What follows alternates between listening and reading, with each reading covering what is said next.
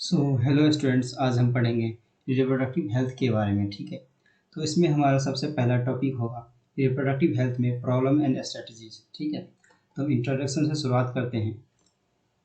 ठीक है, तो you have learned about human reproduction system and it's functions in chapter third, यानी कि ह्यूमन रिप्रोडक्शन के बारे में अपने चैप्टर थर्ड में पढ़ रखा है और उसके फंक्शन के बारे में चैप्टर थर्ड में पढ़ लिया। ठीक है, now let us discuss closely related topic reproductive health. उससे क्लोजली रिलेटेड टॉपिक है रिप्रोडक्टिव हेल्थ, उसके बारे में हम पढ़ेंगे।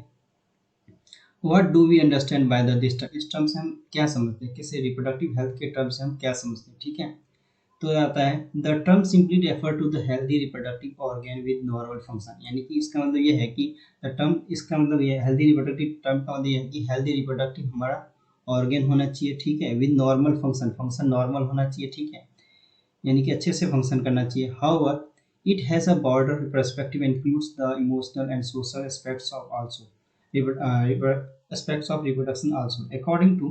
अब देखो सबसे इम्पोर्टेंट चीज़ यहाँ से, according to World Health Organization, according to World Health Organization.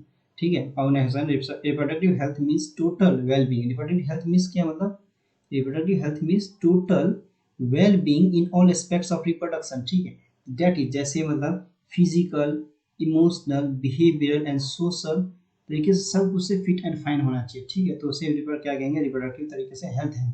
ठीक है, Therefore, a society with people having physically and functionally normal and reproductive organs and normal emotional behavior, reproductive organs, normal emotional behavior and interacting on all sex-related aspects might be called reproductive health। ये सब कहलाते हैं reproductive health। यहाँ से mainly, ठीक है, यहाँ से मेनली क्वेश्चन पूछा हुआ है। ठीक है, तो यहाँ पे ध्यान देने वाली बात है। जैसे WHO का फुल फॉर्म पूछ सकता है, क्या होता है WHO का फुल फॉर्म, तो वर्ल्ड हेल्थ ऑर्गेनाइजेशन याद रखना है। ठीक है, तो हम अपने टॉपिक पे आते हैं आज के।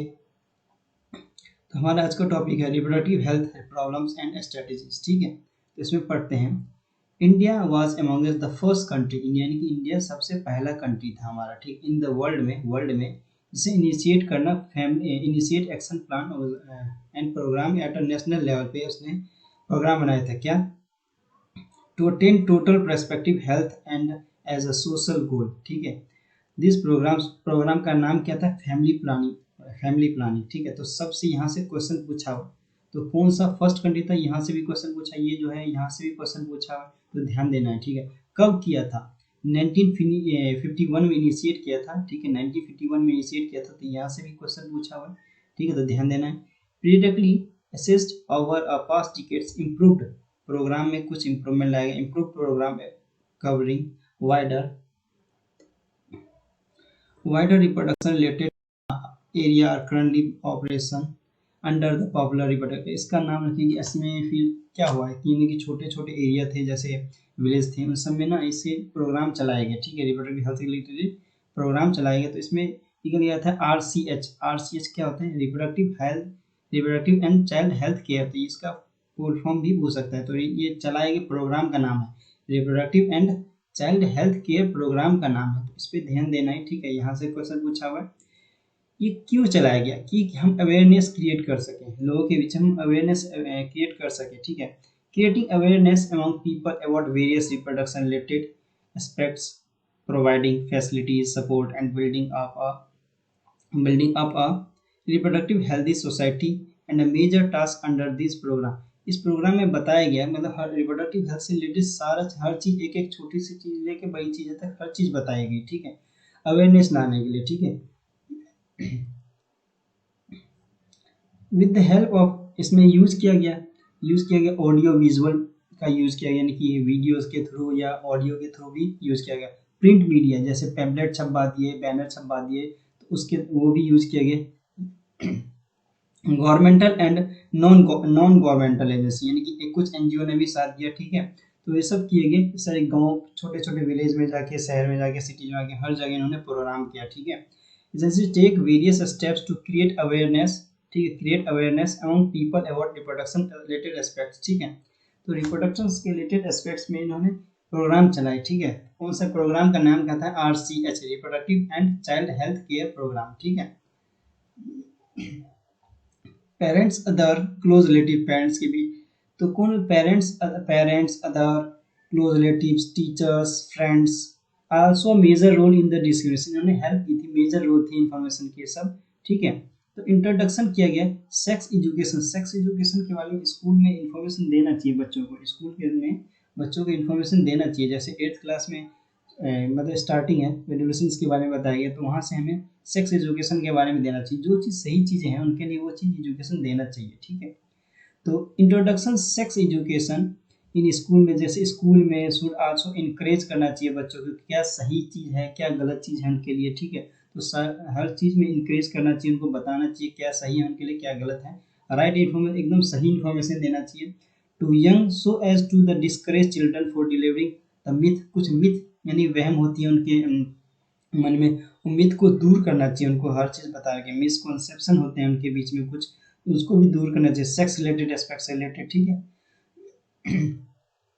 प्रॉपर इन्फॉर्मेशन नहीं हो पाता है किसी को, वहम हो पाता है, मिथ यानी कि वहम होता है इनको, तो प्रॉपर इन्फॉर्मेशन नहीं होने के कारण वहाँ पे वहम पैदा होता है, ठीक है। तो हमें प्रॉपर इन्फॉर्मेशन देना चाहिए उनको, जिससे उनके मन में जो भी वहम है या खुल के हमें इस चीज़ पे बात करना चाहिए, जो सही है गलत है, क्या उनके लिए सही करना सही रहेगा, क्या करने से गलत हो सकता है, तो ये इनको इन्फॉर्मेशन देना चाहिए प्रॉपर तरीके से। Proper information about reproductive organ के बारे में इन्फॉर्मेशन देना चाहिए, ठीक है। और एडोलेसेंस जो उनकी एज जो बढ़ती है, एडोलेसेंस जो एज होती है, प्यूबर्टी जो स्टार्ट होती है, तो उस एज में क्या क्या बदलाव आएंगे बॉडी में, क्या क्या चेंजेस आएंगे, क्या क्या हम मन कैसे करेगा, हर चीज़ के बारे में उनको जानकारी देनी चाहिए, ठीक है। तो related changes safe and hygienic sexual practice से मतलब है, सेक्सुअल प्रैक्टिस करना उनके लिए हाइजेनिक है या नहीं है, ठीक है। एसटीडीज क्या है, सेक्सुअल ट्रांसमिटेड डिजीज के बारे में उनको जानकारी देना चाहिए, एड्स के बारे में, ठीक है। तो ये सब कुछ बीमारियों के बारे में भी उनको जानकारी देना चाहिए, ठीक है।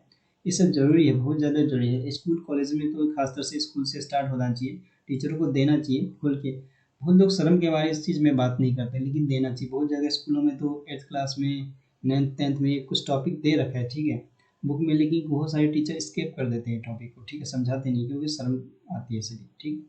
तो उनको ये चीज़ ऐसा नहीं करना चाहिए, समझाना चाहिए, ठीक है, क्योंकि उनका बेसिक लेवल होता है, टीन एज होते हैं बच्चे, तो उनको समझाना चाहिए, ठीक है। यहाँ लिखा भी हुआ है specially those in adolescence age से जो गुजरे हैं उनके तो जरूर समझाना चाहिए, क्योंकि बॉडी के पार्ट्स डेवलप होते हैं, उनके सेक्स ऑर्गन डेवलप होते हैं, बॉडी के पार्ट्स अदर पार्ट्स डेवलप हो रहे हैं, तो उनमें ये सब बदलाव आता है, उनको अजीब सा लगता है, तो अजीब सा फील आता है, उनके मन भी अजीब सा करता है, तो उनको बताना चाहिए कि ये ऐसा क्यों होता है, ठीक है। तो lead to reproductive healthy life, और हेल्थी लाइफ के बारे में एजुकेटिंग पीपल, और जो पढ़े लिखे जो है educating people specially fertile couples and those in marriageable age groups, जो कि मैरिजेबल एज ग्रुप से पहुंच चुके हैं, ठीक है, उनको फैमिली प्लानिंग के बारे में भी जानकारी देना चाहिए। About available control birth control option के बारे में, care of pregnant mothers, post natal care of mother, ठीक है, and child importance of breast feeding. अब ब्रेस्ट फीडिंग की इंपॉर्टेंस क्या है उनके बारे में जानकारी देना चाहिए। पोस्ट नेटल, यहाँ से हम बताता हूँ मैं, एजुकेटिंग पीपल को तो देना चाहिए, स्पेशली फर्टाइल कपल्स, फर्टाइल यानी कि फर्टाइल कपल देखो, ठीक है, दोज मैरिजेबल जो शादी करने, तो मैरिज की भी एज फिक्स हो गई, क्या हो गया 21 हो गया है मेल का, ठीक है, और फीमेल का क्या हो गया 18 हो गया है फीमेल का। तो इस एज में ही जाके मतलब शादी करना चाहिए, ठीक है, मेल और फीमेल को।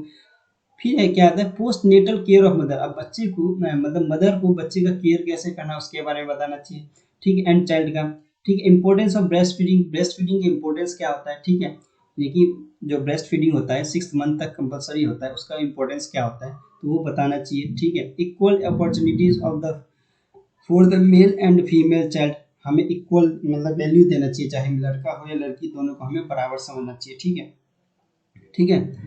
तो would address the importance of bringing up the socially conscious healthy families desired size, ठीक है।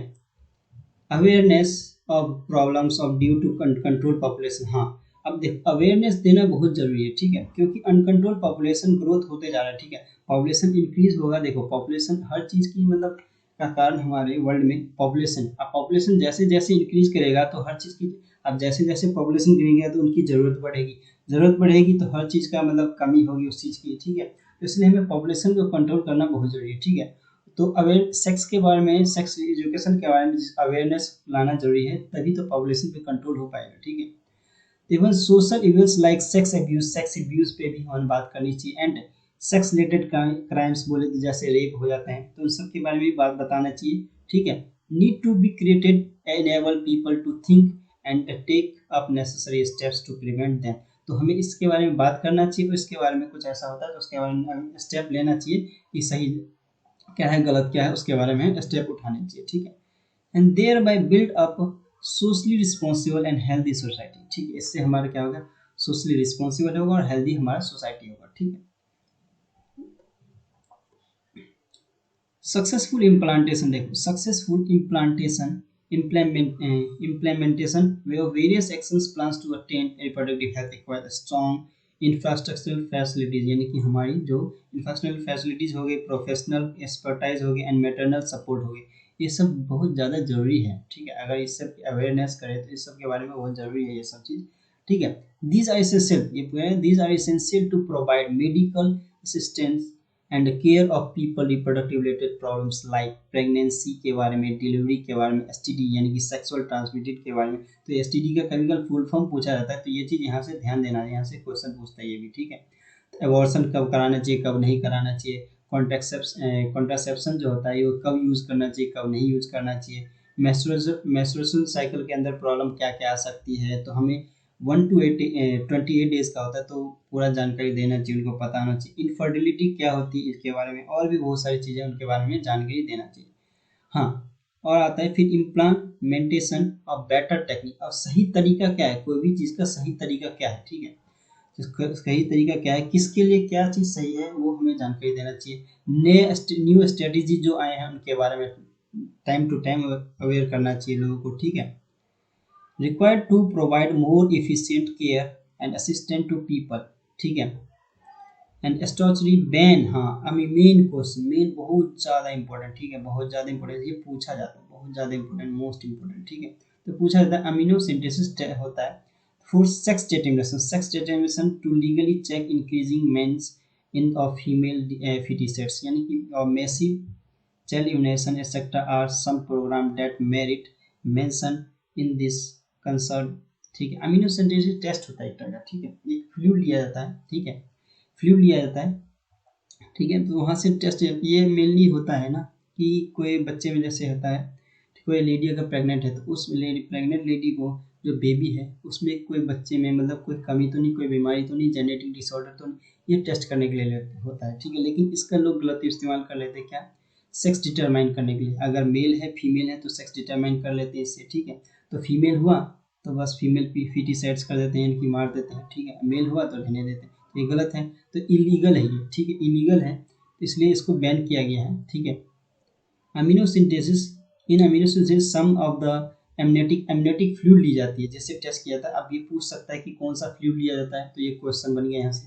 तो एमनियोटिक फ्लूइड लिया जाता है, ठीक है। तो एमनियोटिक फ्लूइड लेकर टेस्ट किया जाता है of the developing fetus is taken to analyze the fetal cells का एनालाइज किया जाता है एंड डिजॉल्व substance, ठीक है। This procedure is use to test for the presence of certain, मैंने कहा ना सर्टेन जेनेटिक डिसऑर्डर के बारे में, तो पूछ सकते हैं यहाँ से कौन सा डिसऑर्डर, जेनेटिक डिसऑर्डर हो गया सच जैसे डाउन सिंड्रोम, ठीक है, Down syndrome, haemophilia, sickle cell anaemia and etcetera, और बहुत सारी बीमारी होती है जेनेटिक डिसऑर्डर, उनको डिटरमाइन करने के लिए कि इस बच्चे में कौन सी बीमारी है या नहीं। तो ये प्रेगनेंसी के दौरान अगर कोई फीमेल प्रेग्नेंट रहती है तो ये टेस्ट किया जाता है, ठीक है। लेकिन इसका कोई गलत इस्तेमाल भी कर लेते हैं कोई, ठीक है।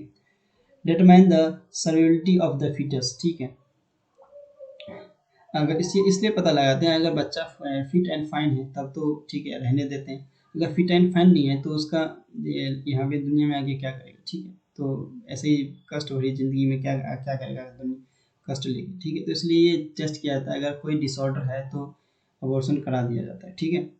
तो Research of various reproductive related areas are encouraged and thus supported by governmental, हाँ देखो गवर्नमेंटल एंड नॉन गवर्नमेंटल दोनों एजेंसीज ने काम किया to find all the new method के बारे में काम करती है, मतलब जानकारी लेती है और लोगों तक उसको पहुंचाता है, ठीक है।